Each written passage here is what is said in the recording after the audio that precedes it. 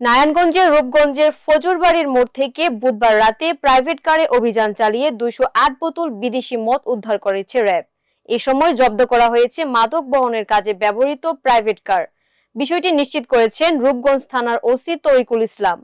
গোলাম মুস্তফার তথ্যচিত্রে বিস্তারিত। নারায়ণগঞ্জের রূপগঞ্জের ফজুরবাড়ির মোড় থেকে বুধবার রাতে প্রাইভেট কারে অভিযান চালিয়ে 208 বোতল বিদেশি মদ উদ্ধার করেছে র্যাব। এ সময় জব্দ করা হয়েছে মাদক বহনের কাজে ব্যবহৃত প্রাইভেট কার। বৃহস্পতিবার রাতে উদ্ধারকৃত মদের বোতল সহ প্রাইভেট কার থানা পুলিশের কাছে হস্তান্তর করে র্যাব।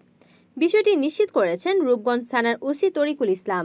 র্যাবের দায়ের করা মামলার বরাত দিয়ে রূপগঞ্জ ওসি তরিকুল ইসলাম জানান, বুধবার রাতে গোপন সংবাদের ভিত্তিতে র্যাব 1-এর একটি টিম রূপগঞ্জের ডেমরা কালীরগঞ্জ সড়কের ফজুরবাড়ির মোড় এলাকায় অভিযান চালায়। এ সময় একটি প্রাইভেট কারের গতিবিধি সন্দেহ হলে র্যাব প্রাইভেট কারটির গতিরোধ করলে প্রাইভেট কারে থাকা চালক সহ 2 জন ব্যক্তি গাড়ি রেখে পালিয়ে যায়।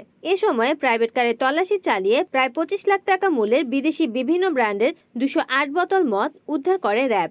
জব্দ করা হয়েছে মাদক বহনের কাজে ব্যবহৃত গাড়িটি। এই ঘটনায় 2 জনকে আসামি করে রূপগঞ্জ থানায় মাদকদ্রব্য নিয়ন্ত্রণ আইনে মামলা দায়ের করা হয়েছে।